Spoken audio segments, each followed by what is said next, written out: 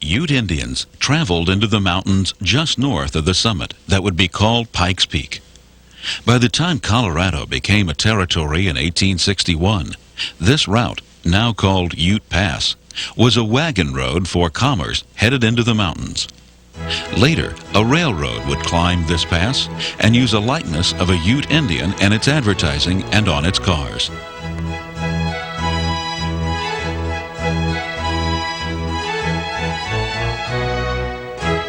By the 1880s, trains whistled up the Royal Gorge of the Arkansas River from Pueblo and up the Platte River from Denver. Ute Pass was the only entrance into the mountains between these two rivers. The fledgling city of Colorado Springs, at the foot of Ute Pass, needed a western railroad connection to tap the gold and silver of the mountain mining camps. Wagon-hauled commerce quickly faded on Ute Pass as railroads blanketed the Colorado Rockies in a frenzy of construction in the 1880s.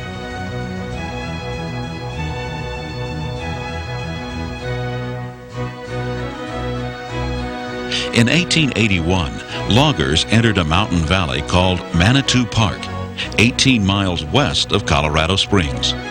A short, narrow-gauge railroad was built to move the logs to the mill. The operator of this logging show, Homer Fisher, was inspired to wish for a railroad to carry finished lumber all the way to Colorado Springs. In 1883, Fisher incorporated the Colorado Midland Railway for the purpose of building a railroad up Ute Pass to the booming silver camp of Leadville. Fisher was not the only entrepreneur who planned such a railroad. With the help of banker Irving Halbert, Fisher's group gathered like-minded investors. Halbert enlisted the aid of James J. Hagerman, a wealthy Milwaukee industrialist who had moved to Colorado Springs for a tuberculosis cure. Hagerman was the driving force behind constructing the Colorado Midland. The Midland's aspirations now reached beyond Leadville to the silver mines of Aspen, the coal fields of Glenwood Springs, and even to Salt Lake City and a connection to the Pacific. It was no coincidence that Hagerman owned an Aspen silver mine and coal lands near Glenwood Springs. Hagerman not only changed the scope of the Colorado Midland, but also its track gauge, the distance between its rails. The proposed track gauge was changed from the narrow gauge then common in Colorado's mountains to the standard gauge used by the rest of the country. This momentous decision would make it possible to carry freight and passenger cars from eastern railroads directly to their mountain destinations, an advantage that would eventually force rival railroads to follow suit.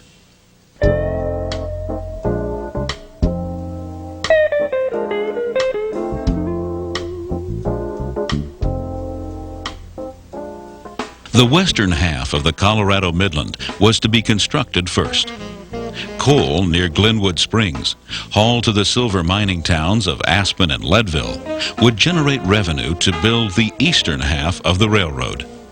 Competing railroads would haul the building materials to construct this western half, and they were in no mood to do so at a reasonable price. Angered over what they saw as blackmail, the Colorado Midland investors quickly raised the capital to build the eastern half of the railroad first, where construction supplies could be delivered by friendly railroads. With American and English capital, construction started in earnest, with contracts let in April of 1886. In the haste to begin construction, the railroad was badly located. High construction costs and high operating costs plagued the railroad during its entire life. On December 15, 1886, new locomotives 1 and 2, the largest in the West, arrived from Schenectady Locomotive Works in New York. The tracks reached Buena Vista by June of 1887 and Leadville by August 31st. Not one, but 2 narrow-gauge railroads, the Denver and Rio Grande and the Denver, South Park, and Pacific, had beaten the Colorado Midland to this prize of silver mining camps. While the Denver and Rio Grande completed relatively easy construction to Glenwood Springs, the Colorado Midland struggled through the very heart of the Continental Divide, boring a 2,100-foot-long tunnel at 11,500 feet above sea level. A tunnel reached by a marvel of loops of track spanning enormous wooden trestles. Tunnel construction had begun early, so the Colorado Midland arrived in Glenwood Springs in December of 1887, only 68 days after the Denver and Rio Grande. The 18-mile branch from Basalt to Aspen was not completed until February of 1888. Again, the Colorado Midland had lost the race to the Denver and Rio Grande.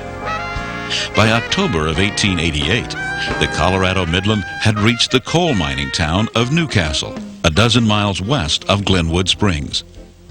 As it turned out, this was as far west as Colorado Midland tracks would ever be laid. However, Colorado Midland trains traveled to Grand Junction on tracks jointly owned with the Denver and Rio Grande, which had been forced to adopt the standard track gauge. It had cost $20 million for the Colorado Midland to become the first standard gauge railroad to cross the Colorado Rockies. Although both freight and passenger traffic were substantial, the crushing construction debt precluded reasonable profits from going to stockholders. Although the trains generated $1.7 million in revenue in 1890, only $2,500 were left over to send to stockholders. Clearly, the Midland was a poor investment. Hagerman attempted to recover his investment in the only way possible, by selling his stock in the railroad. In September of 1890, another railroad, the Santa Fe, bought Hagerman's stock to become a majority owner of the Midland, hoping that the Midland's traffic would boost its own sagging performance on its line through Colorado Springs. Although the Santa Fe had little interest in expanding the Colorado Midland, its efforts included a new, longer, and lower tunnel through the Continental Divide. Construction was begun from both the east side at Busk and the west side at Ivanhoe. Financed by investors in an independent tunnel company, the new Busk-Ivanhoe Tunnel plunged through the Rockies for 1 3/4 miles, almost directly beneath the old Hagerman Tunnel, eliminating miles of steep, snow-covered track. This old track, called the High Line, was left in place when the new tunnel was opened in January of 1894.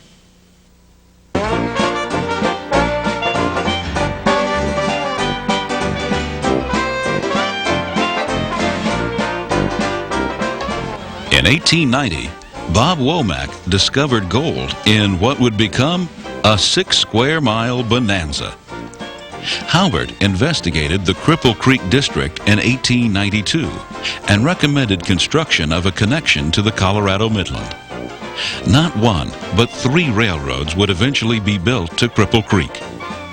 Railroads would arrive in the Cripple Creek district from the north, from the east, and from the south. The first railroad to reach the district came from the south. The narrow gauge Florence and Cripple Creek arrived in 1894, laying its rails through the spectacular canyon between Victor and Florence.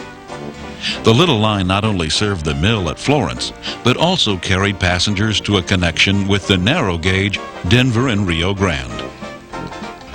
The second railroad to reach the district came from the north, where it connected with the Colorado Midland at Divide. The standard gauge Midland Terminal and the Cripple Creek traffic it would carry were so important that the Colorado Midland delivered thousands of tons of surplus track and bridge materials to the Midland Terminal, but never asked for payment. The new Midland Terminal built south from Divide and reached the district in 1894. So busy was this line that construction to the city of Cripple Creek was delayed until 1895. The Midland Terminal's shops were at Gillette, near the northern edge of the district. Although not much of a mining town, Gillette's pleasures included a gambling casino, a horse racing track, and the site of the only bullfight ever held in the United States. The last railroad to arrive in the district came from the east. The Colorado Springs and Cripple Creek District Railroad entered the district in 1901 on a most spectacular route just south of Pikes Peak, a route particularly popular with tourists. Usually just called the Short Line, this last railroad was a creature of the mine owners who wanted more reasonable freight rates than offered by the independent railroads. Cities and towns sprang from the golden dirt. Cripple Creek was the main commercial and financial center of the district. Victor was a working man's town built in the heart of the mining area. Goldfield, near Victor but without its vices, was popular with miners with families. Many other small towns dotted the mountainsides.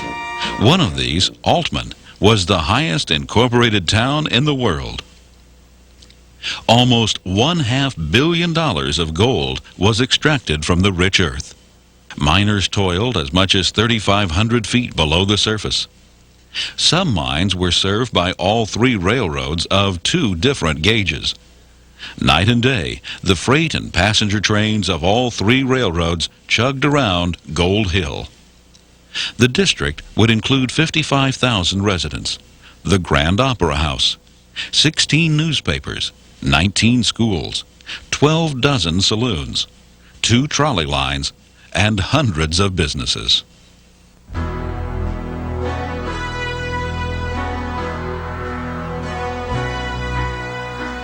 The Colorado Midland acquired the finest passenger cars from the very first, for it knew that passengers would find its spectacularly scenic route irresistible.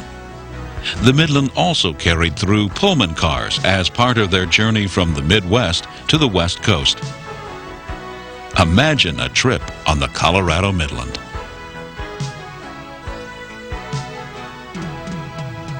Passengers board one of 2 westbound trains at the Santa Fe station in Colorado Springs. Crack passenger trains of the day were usually named. The Colorado Midland train that left Colorado Springs at noon was named the Ute. Cosmopolitan Colorado Springs was founded by General William Jackson Palmer, also the founder of the Denver and Rio Grande Railroad. The Antlers Hotel anchors downtown, while the luxurious Broadmoor lies in the southwestern foothills. Citizens ride the trolleys, and 1 in 5 residents migrated from England.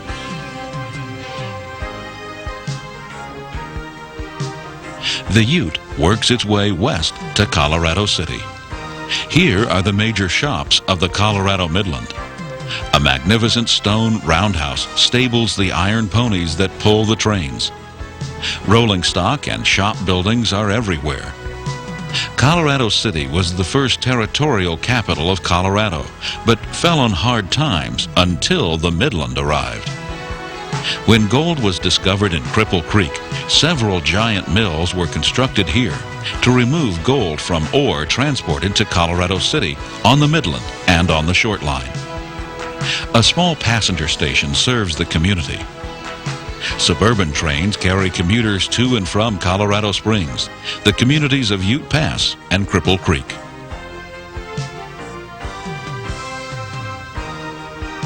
Shortly, the Manitou Springs Depot is in sight. Nestled against the slopes of Pikes Peak, Manitou Springs is a vacation destination. Its mineral springs were thought to have curative powers. In 1891, the Manitou and Pikes Peak Railway began to carry tourists to the summit of Pikes Peak. The Midland crosses Ruxton Avenue on a large iron structure and begins its climb through the rugged reaches of lower Ute Pass.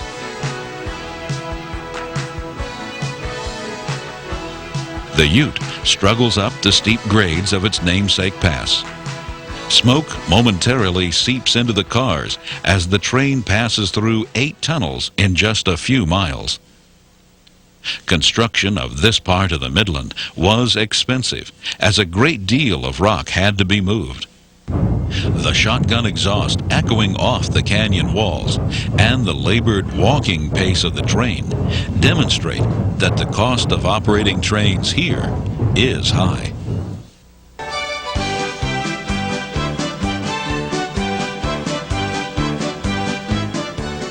10 miles west, the Ute reaches Cascade Canyon, later just called Cascade. Cascade was the first resort town built in Ute Pass. It hosts summer visitors, hot summer visitors from the plains of Colorado, Kansas, and Nebraska.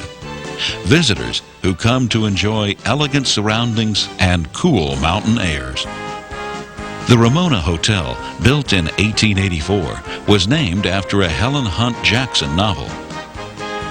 The Pikes Peak Carriage Road starts here, and some train passengers continue to the summit of America's most famous mountain. Not until 1907 did the Midland add dining cars to its trains. Before then, trains would stop in Cascade to allow passengers to eat a meal.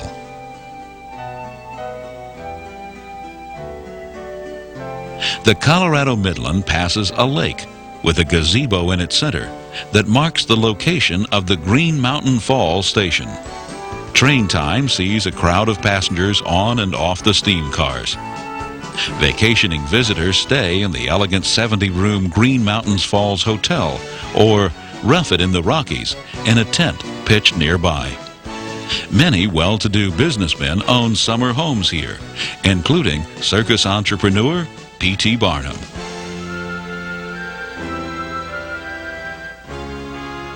Halfway up Ute Pass, the canyon opens up into a broad wooded valley. Originally just a station stop called Manitou Park, this location developed into a town called Woodland Park. Here, loggers first dreamt of a railroad up Ute Pass. Timber for buildings and cross ties for railroads are still shipped from several sawmills. Originally, Woodland Park had a large ornate depot and eating house. This was replaced by a more modest station. The western edge of the resort district is marked by the round spire of the Woodland Hotel. Unlike the other Ute Pass resorts, Woodland Park boasts a spectacular view of Pikes Peak.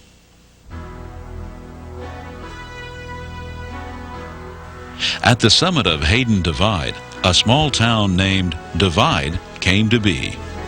Prosperity descended on this small community when the Midland Terminal was built from Divide to Cripple Creek, making Divide an important railroad and lumbering center.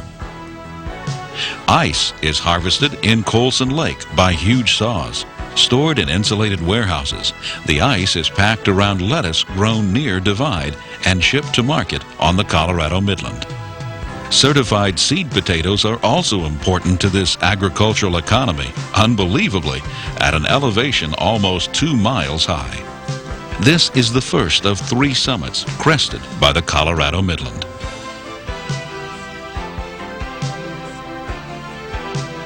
The Ute winds its way into Twin Rocks Canyon to enter Florissant. Before the Midland Terminal was built, people and supplies would arrive here by train to travel by wagon to Cripple Creek. Helper locomotives stationed here push heavy eastbound trains up to Divide. It is 2 hours since the Ute left Colorado Springs, and it has come only 35 miles.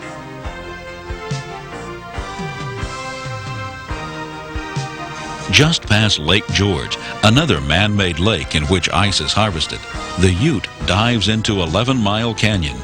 Its huge granite rocks prompted the railroad to try to change its name to Granite Canyon, but without success. The railroad is again perched on rocky ledges as it passes through more tunnels.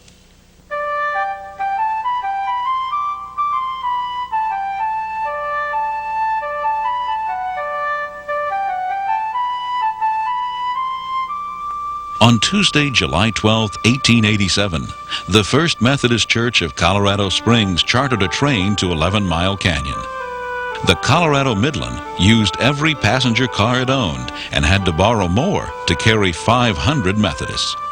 This event marked the beginning of a tradition of wildflower excursions that would create the most endearing memories of the Midland.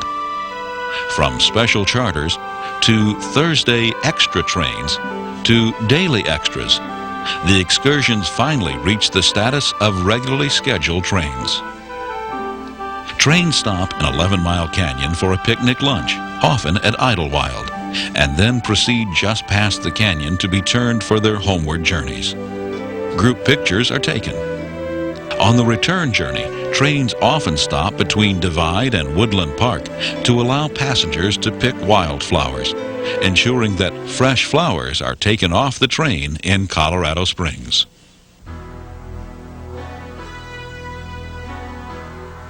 On its way to Hartselle, the Ute enters South Park, a broad, flat, high valley ringed by mountains.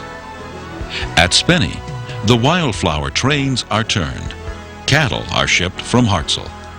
Hartselle has a resort hotel, a water tank for thirsty steam locomotives, and a Colorado Midland depot.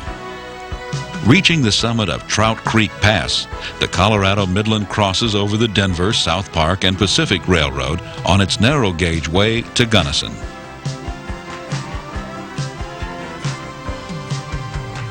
The Collegiate Range and Buena Vista come into view as the Ute descends Trout Creek Pass, the second summit on the Midland. The Midland's depot is 450 feet above Buena Vista, and a stage carries passengers to and from the depot. North of Buena Vista, the Arkansas River and the Denver and Rio Grande Railroad both rise to meet the Colorado Midland near Wild Horse. Helper locomotives stationed here assist westbound trains up to Leadville and eastbound trains over Trout Creek Pass.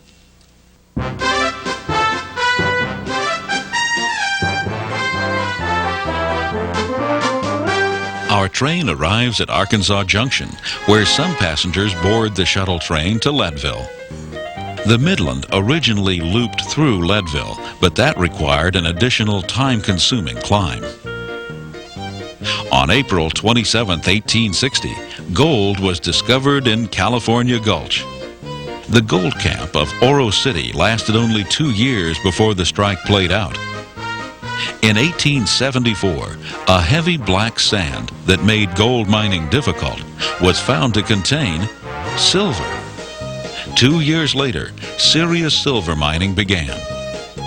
In 1878, Leadville was on its way to becoming the richest and rowdiest silver camp in the state. Mines are everywhere, and $11 million of silver was produced in 1879 alone. Hotels shelter the traveler in Victorian elegance. Broad Harrison Avenue is lined with substantial brick buildings, including the Tabor Opera House.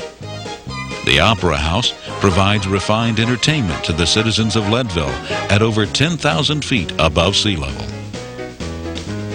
The Colorado Midland Station is large and elaborate, fitting for such an important city.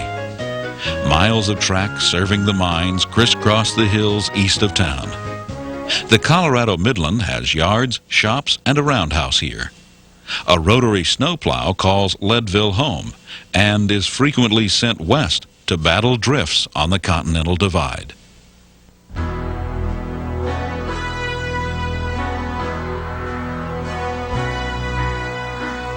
Six hours after leaving Colorado Springs, the Ute begins its arduous climb over the highest, most difficult, and last summit on the Colorado Midland.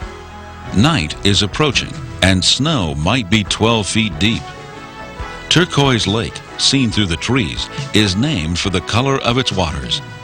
At Windy Point, the train starts to climb above those trees. Across the valley, we can see the railroad's original route, called the High Line. 4 giant loops of track climb to Hagerman Tunnel at 11,500 feet above sea level.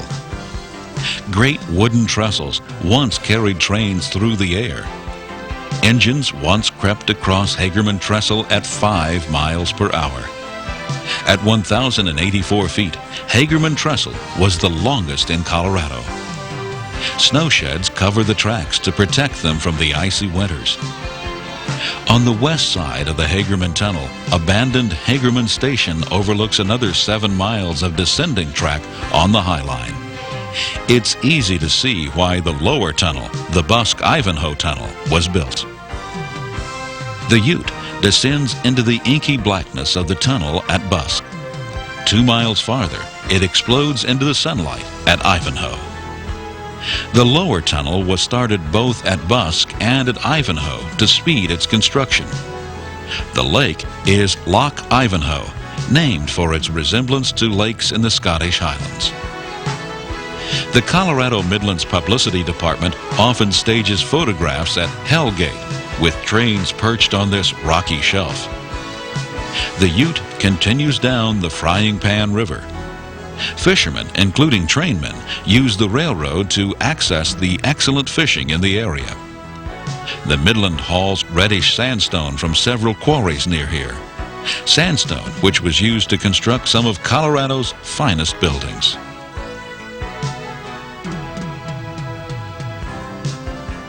Basalt is a railroad town at the confluence of the Frying Pan and Roaring Fork rivers. The trains run right down the main street, Midland Avenue, and most families work for the railroad. The railroad maintains extensive facilities here. Leaving Basalt, passengers glimpse a mountain sunrise behind them as their train chugs through an agricultural valley and the town of Carbondale.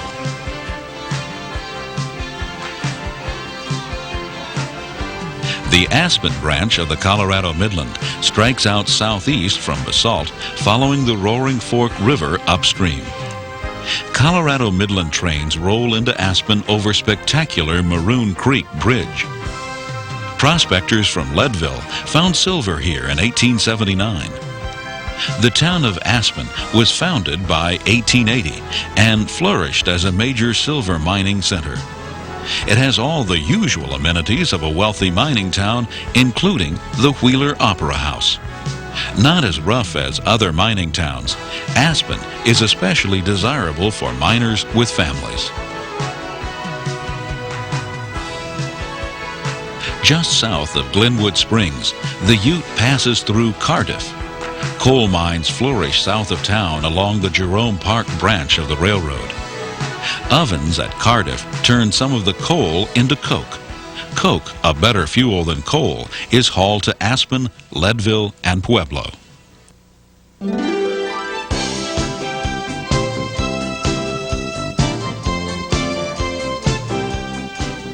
The Ute reaches the Colorado River at Glenwood Springs, a major destination for passenger traffic on the Midland. At 2 city blocks long, its hot springs pool is the world's largest. An elegant bathhouse was added in 1890 at great expense. Business prospered and hotels were built. The Grand Hotel Colorado opened in 1893. 200 Victorian guest rooms pamper the visitor, and 40 even have private baths. A fountain graces the courtyard, and a gift to Teddy Roosevelt from the hotel's maids created the teddy bear.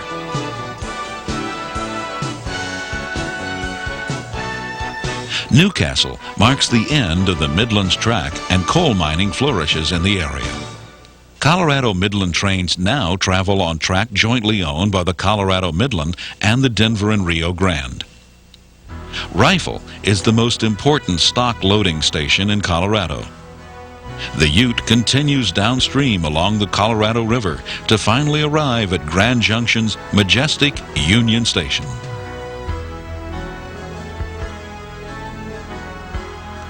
Grand Junction was incorporated in 1881 and prospered when the Denver and Rio Grande's narrow-gauge main line arrived from Gunnison. Initially, its economy was driven by cattle.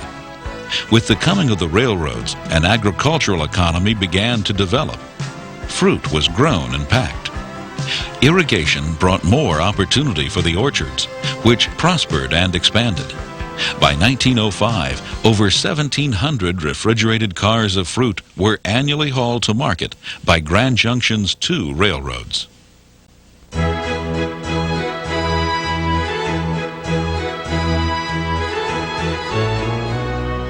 The economies of Aspen and Leadville collapsed in the silver panic of 1893.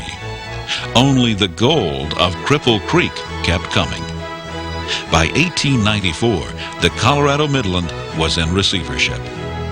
A committee of bondholders bought the entire railroad at foreclosure for a mere $295,000.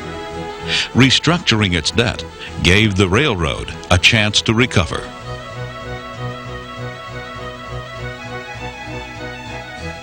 In the summer of 1897, the Colorado Midland attempted to renegotiate its lease with the separate company that owned the Busk-Ivanhoe Tunnel. The struggling Midland thought 25 cents per ton of freight and 25 cents per passenger to be unreasonable. By autumn, failed negotiations forced the Midland to reopen the High Line at great expense. All through 1897 and 98, the little train struggled up the great loops to the Hagerman Tunnel, while the Busk-Ivanhoe Tunnel lay dormant, and its stockholders got exactly zero for their $1 million investment.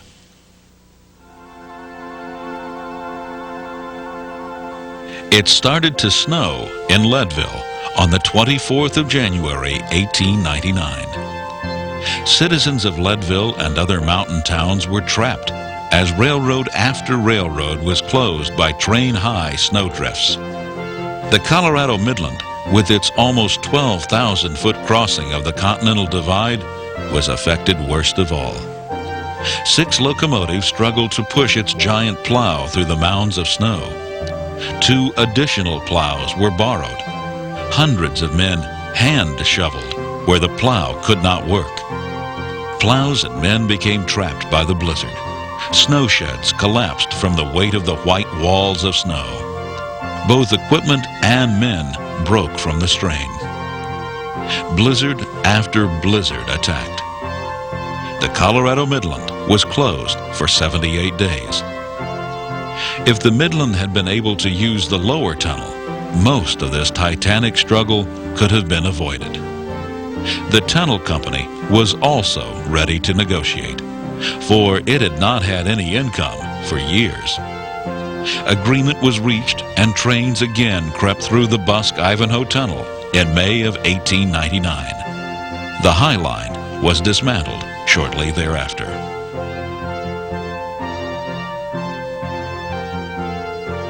Both the Colorado Midland and the nation were prosperous. In 1900, the Midland would again be bought, this time by 2 owners, the railroads that connected with it on either end. The Colorado and Southern connected Colorado Springs with Denver and Texas, while the Rio Grande Western connected Grand Junction with Salt Lake City. Equipment and track were improved. Traffic increased. In 1901, the construction of the short line to Cripple Creek diluted the Midland's share of Cripple Creek traffic. More importantly, the Midland's arch rival, the Denver and Rio Grande, bought the Rio Grande Western, which owned half of the Colorado Midland. The Midland was now half owned by its competitor. Nevertheless, prosperity continued for the moment.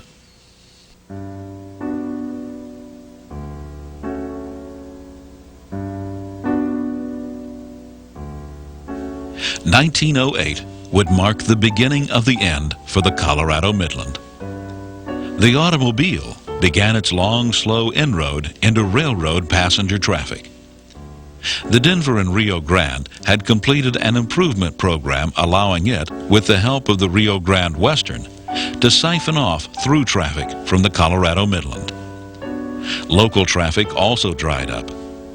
Coal mining at Cardiff declined in 1910 and ceased in 1916 when the steel mill at Pueblo developed new coal fields west of Trinidad, Colorado. The 3 railroads to Cripple Creek were consolidated into the Cripple Creek Central. In 1911, the Cripple Creek Central diverted all traffic to the Short Line, a railroad it owned all the way to Colorado Springs, thus avoiding sharing profits with the Colorado Midland. The Colorado Midland was again in receivership. Traffic started to increase as World War I loomed on the horizon, but the Midland could not raise the capital to finance improvements needed to take advantage of this new traffic. Again, the Midland was sold at foreclosure in April of 1917, just before the United States entered the war.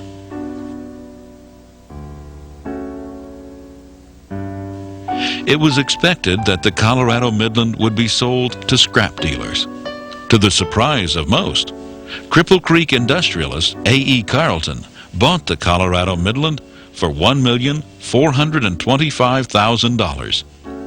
He immediately began a $2 million restoration program that promised a bright future for the Midland.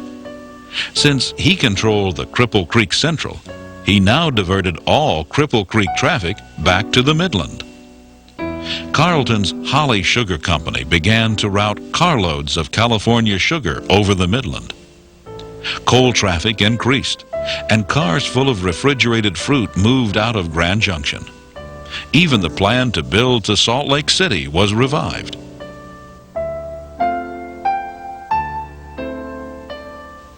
By autumn of 1917, U.S. railroads were in chaos handling the traffic of World War I. By January of 1918, the U.S. government took over operation of the railroads through the United States Railroad Administration. The USRA diverted all through traffic from the Denver and Rio Grande to the Colorado Midland. The Colorado Midland was simply shorter to bureaucrats sitting at a map in Washington. The Midland was in no condition to handle that enormous amount of traffic. Besides the steep grades and snowy mountain passes, Carlton had most of the railroad torn up while he was rebuilding it. Failure meant death. For when the Colorado Midland's tracks became plugged with cars, the USRA simply diverted all through traffic to the Denver and Rio Grande in May of 1918. Without any through traffic, the Midland could not survive. It ceased operations in August. Although the war ended in November, the USRA retained control of America's railroads, and the Midland continued to slumber in Colorado's mountains. Carlton attempted to sell the Midland, and the Santa Fe almost bought it a second time. When the sale fell through, the Midland was finally scrapped starting in July of 1921. At the time, it was the largest railroad abandonment in U.S. history and would be a sign of things to come for U.S. railroads. Since the Colorado Midland's closure in 1918, the Midland Terminal had been using the tracks of the Colorado Midland from Divide to Colorado City. With the scrapping of the Colorado Midland, the track east of Divide became part of the Midland Terminal.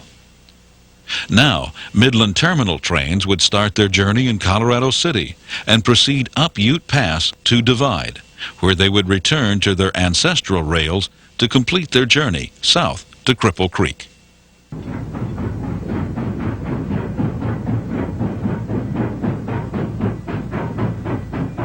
Gold mining was declining, and by the 1920s, fewer than 5,000 people remained in the Cripple Creek district. Mine ownership was consolidated as larger mines bought smaller ones, sometimes for just a few dollars. Many mines were closed. In 1923, the Midland Terminal saw its last dollar of profit until 1929, just in time for the beginning of the Great Depression. The Midland Terminal was the last railroad left to serve the district. The narrow-gauge Florence and Cripple Creek was washed out and closed in 1912. For a time, the short line was leased to the Midland, but was dismantled in 1920. Midland Terminal trains still left Colorado City and highballed up Ute Pass. The elegant Ute Pass resorts were sadly dying. No longer did trainloads of summer visitors descend on Cascade, Green Mountain Falls, or Woodland Park. Certainly, few train passengers traveled to a ghostly Cripple Creek. Little was left of the greatness of this legendary mining camp. Old-timers searched in vain for one last streak of pay dirt. Passenger service ended in 1931. Travelers increasingly preferred the convenience of their own automobiles to the smoky steam trains. With the end of passenger service, the Midland Terminal was an industrial railroad carrying gold ore from the mines of Cripple Creek to the Golden Cycle Mill in Colorado City. Locomotives became dingy with grime, and not even an echo of the elegance of the great Colorado Midland remained. After the last scheduled passenger train, the Midland carried the mail on freight trains until the post office complained about slow service. To retain the post office contract, the Midland converted 2 old Colorado Springs streetcars into motorized trains that would carry the mail, a few passengers, and maybe even a little freight.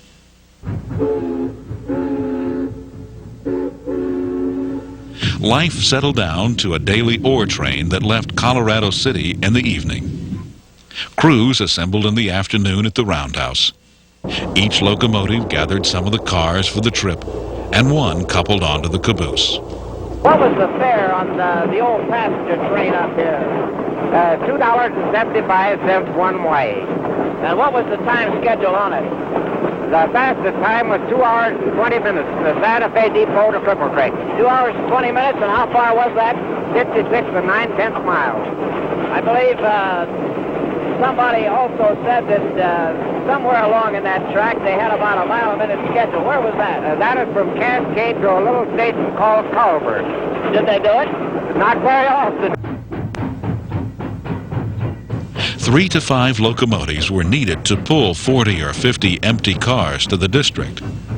There was an occasional bit of freight to be hauled in as well. Well, then you've been associated with not only this railroad, but the old Colorado Midland Terminal and the, let's see, the short line, and what was the other one up from Florence? Florence to Cripple Creek. I worked on all those roads. I also worked on the Walmart road. Well, which would you say you got the most out of? What way do you mean? Financially or thrill? Well, either one, Len. Let's see. Let's go back. Let's go back to about 1903. What were you doing then? 1903, I was hustling. Just starting in railroad. Maybe you better explain that phrase, Len. Well, I was taking care of the engines, hauling crews, and lining up the suburban runs in the Cripple Creek district. However, that only lasted about 30 days. When I went to Divide, was hauling down there for about 2 months. Well, let's see. Was the old Midland Terminal in operation then? The Midland Terminal, yes. That's where I originally started, was on the Midland Terminal, which run between Divide and Cripple Creek. It was only 30 miles long. And that hooked on to the, what was that, the Colorado Midland that ran up from Colorado Springs? Colorado Midland run through Divide. That was our connection point at that time.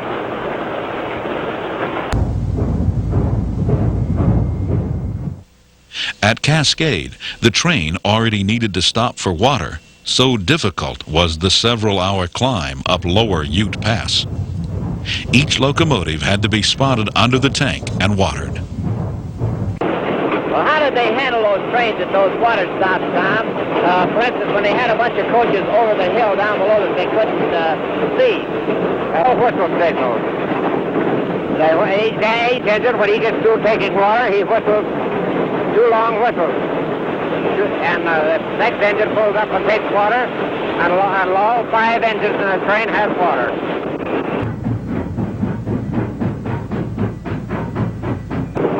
The fireman was waving at all ladies along the railroad, and there was a lady lifted Independence. He was waving out all the time. So we put some torpedoes on the track, and as the train come along up by there, they went off. The torpedoes exploded. And we've been telling him that he better quit waving there because that fellow would shoot him.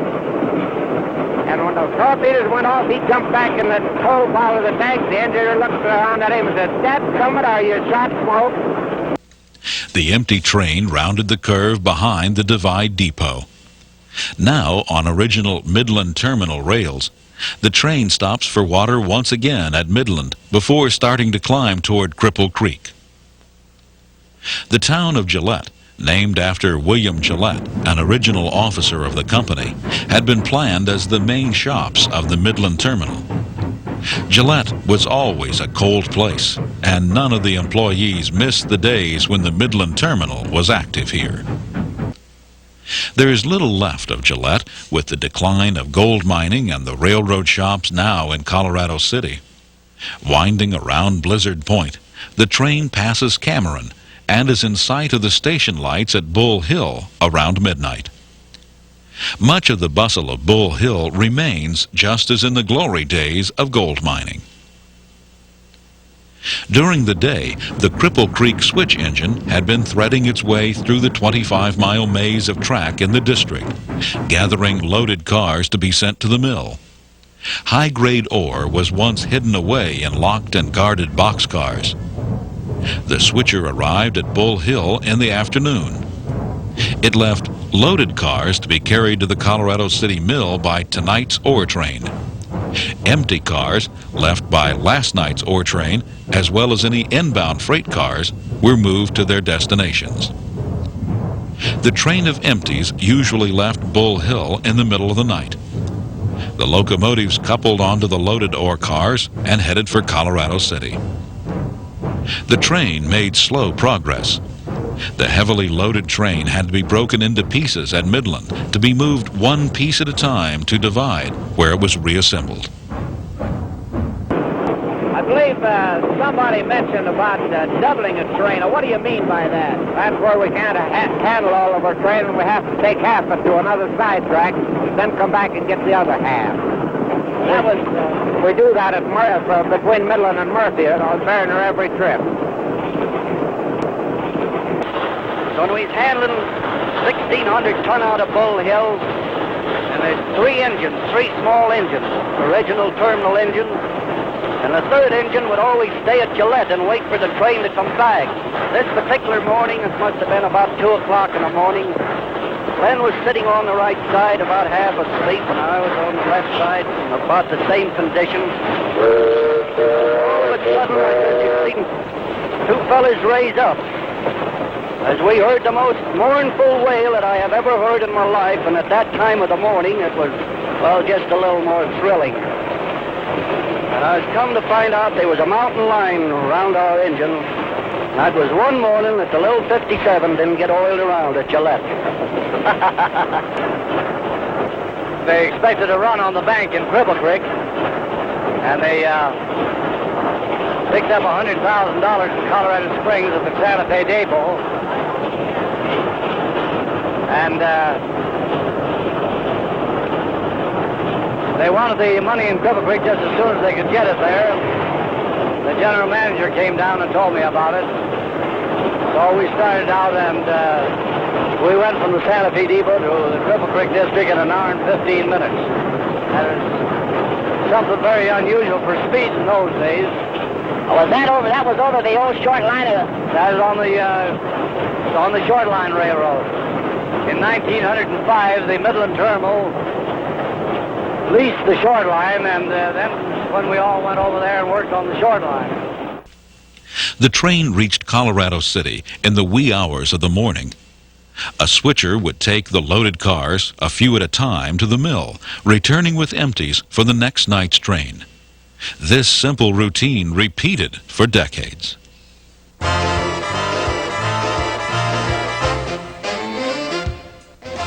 The railroad and the mining district struggled through the Second World War. Once the war was over, the district reawakened. The Midland began to modernize with newer locomotives and cars. This proved to be of no value. A new modern mill, the Carlton Mill, was built right in the district, just north of Victor. The railroad was no longer needed to haul ore. Since it hauled nothing else, it was to be scrapped.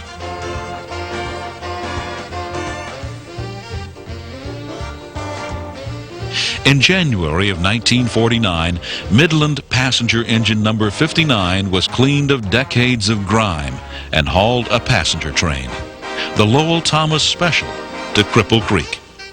Thomas, a popular newspaper and radio personality, had grown up in Victor. On this trip, he turned the key that started the Carlton Mill and ended the need for the Midland Terminal.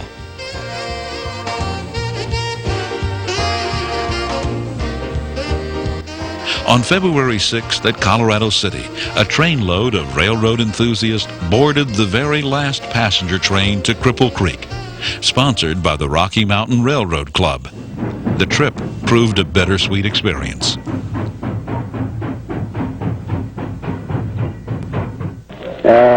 brought our last train from the Carlton Mill of empties and lined them up to go down in the last train. We've been lining up these trains for some 30 years, and today was our last one. It is a very fine day in the district for the closing down of the Midland Terminal.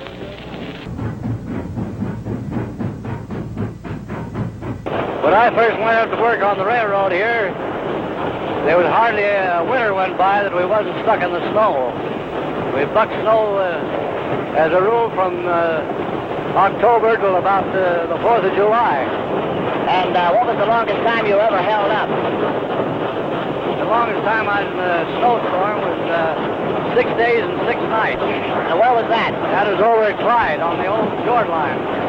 That time why we had a short siding at Rosemont.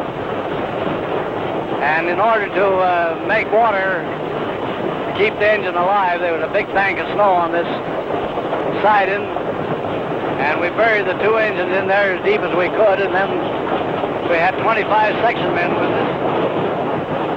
And they shoveled snow into the tank, and the engineer and firemen put their heaters on and melted the snow, and that way we melted 5,000 gallons of water.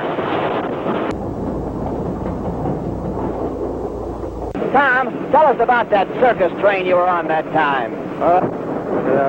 Had some animals loaded in the cages.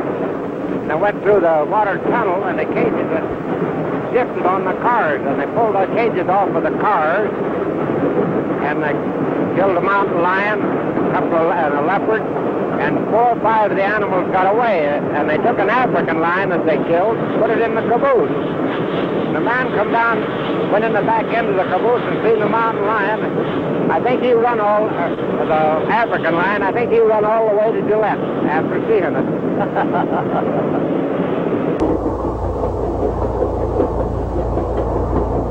Let's see, Clyde brought the engine down, when was it, yesterday or day before yesterday? Yes, yesterday he came down with a train from Bull Hill. That is next to the last train. Today will absolutely be the last train to the Midland Terminal.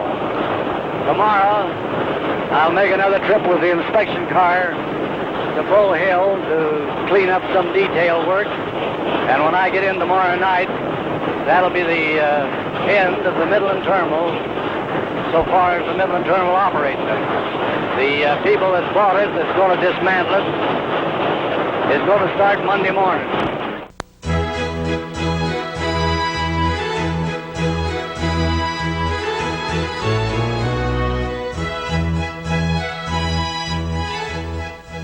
A few freight trains moved some mill equipment to the district, and the Cripple Creek switcher brought all the cars that could still move to Bull Hill. The last train closed all the stations as it sadly crept down the mountain. A radio reporter interviewed the crew on that last train, some of whom started work on the Florence and Cripple Creek, the first railroad to reach the district. Scrapping started a few days later. Wooden cars were burned to release scrap metal. Here, steam derrick number 5 meets its end. Men with torches handled the difficult job of dismantling steam locomotives. No one wanted old steam locomotives. Scrapping took just over a month as spikes were pulled from the cross ties in some of the most spectacular scenery in Colorado. Finally, the rails themselves were taken up, carted off on flat cars, and fed to the scrap metal fires of a faraway steel mill.